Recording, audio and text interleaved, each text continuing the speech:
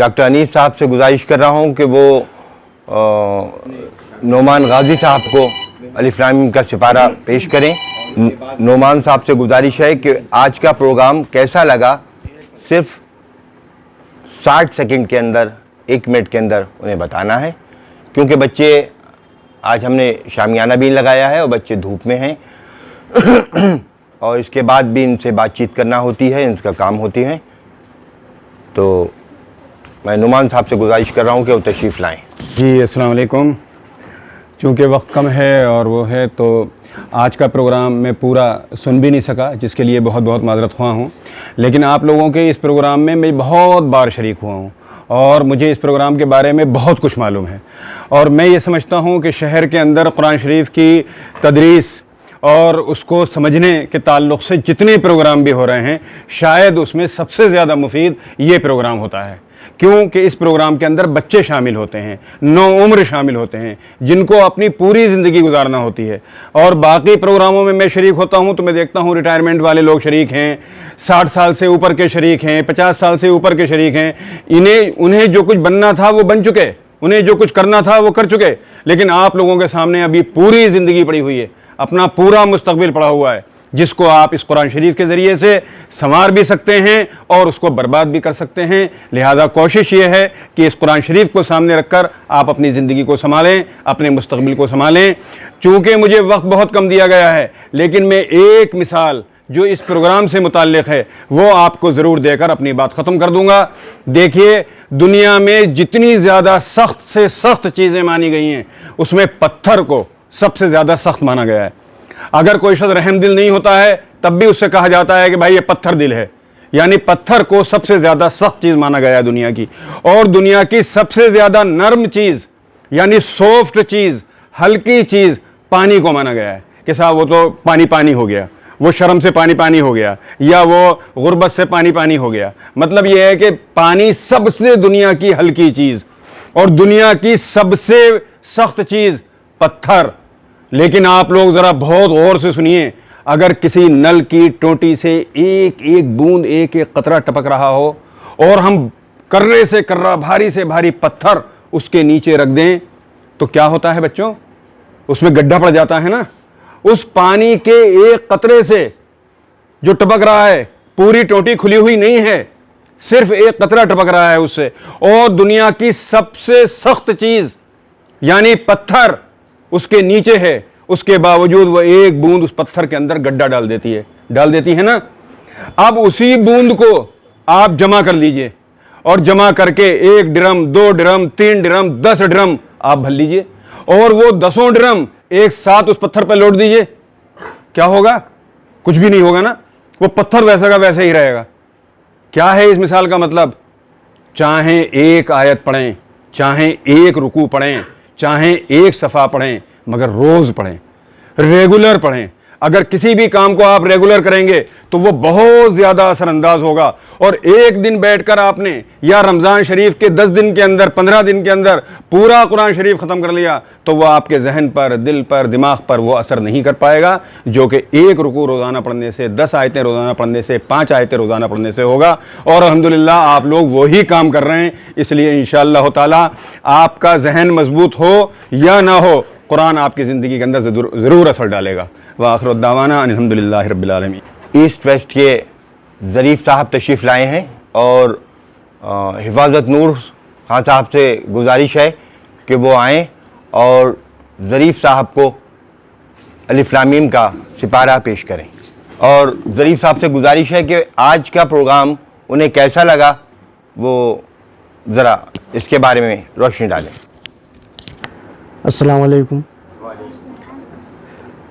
हमारे डॉक्टर अनीस साहब और बड़े भाई नोमान साहब, शरीफ साहब और बाकी जितने भी लोग यहाँ पर मौजूद हैं जिन्होंने इस दर्स का सबक लिया है, सीखा है उसको और इसमें शामिल हुए हैं, वो सब मुबारकबाद के हकदार हैं कि ये वक्त जो 1 घंटा या फिर सवा घंटा जो आप लोग यहाँ पर दे रहे हैं, तो आप ये समझिए कि ये पूरी तरीके से कामयाब हैं। क्योंकि कहा जाता है कि दो ही चीज़ों में वक्त का लगाना कामयाब है, یا تو عبادت میں لگا رہے ہیں آپ، یا پھر کسی بھی چیز کو سیکھنے اور سکھانے میں، خاص طور سے اچھی چیز، اور قرآن سے اچھی چیز تو کوئی ہو ہی نہیں سکتی دنیا کے اندر۔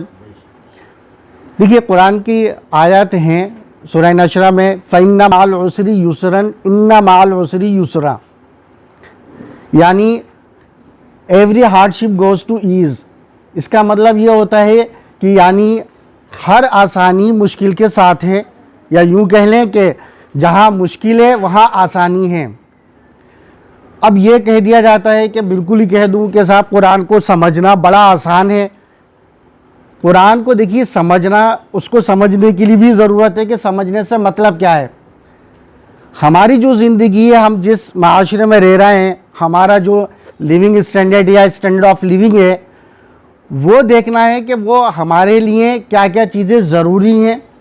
ہمیں قرآن کس طریقے سے گائیڈ کرے گا، کس طریقے سے ہمیں روشنی دکھائے گا۔ تو یقین جانیے قرآن ایک ایسی کتاب ہے یا ایک ایسی گائیڈ ہے جو سب کے لیے ہی بنائی گئی ہے۔ اگر اسے ڈاکٹر پڑھے گا اسے بھی سمجھ میں آئے گا اسی لیول سے، ایک آیت اس کا مطلب وہ اپنے طریقے سے نکالے گا۔ انجینئر وہ الگ، ایک عام آدمی ہوگا اس کو وہ پڑھے گا آیت کو، اس کو اپنے لیے سمجھ میں آئے گا۔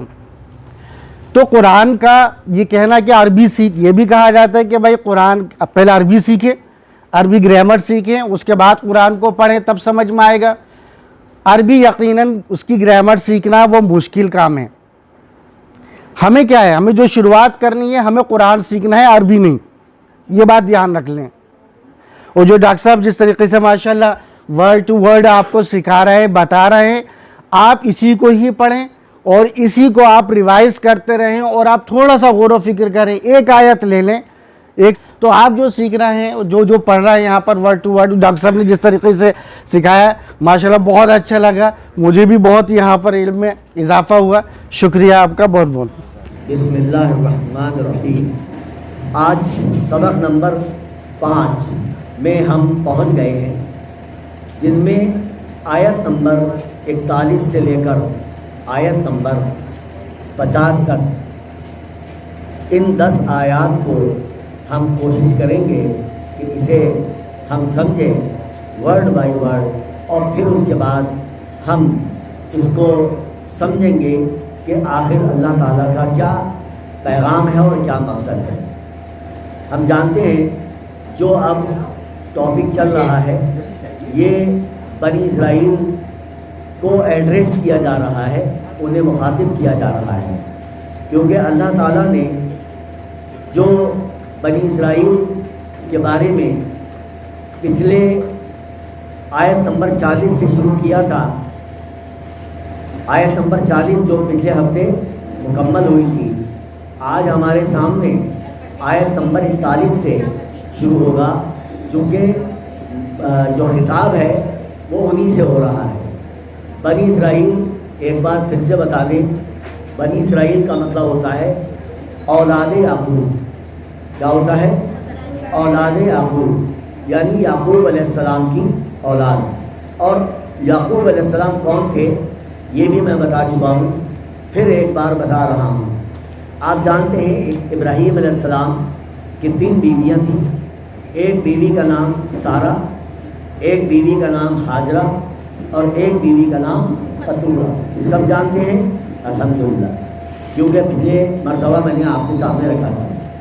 اب یہاں پر بیوی جو سارہ ہیں ان کی اولاد اسحاق علیہ السلام، اور اسحاق علیہ السلام کی اولاد یعقوب علیہ السلام، اور یعقوب علیہ السلام کی اولادوں 12 اولادیں تھیں، جس میں یوسف علیہ السلام بھی تھے۔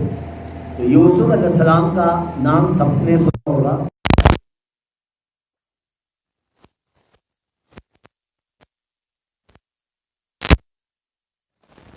نبیوں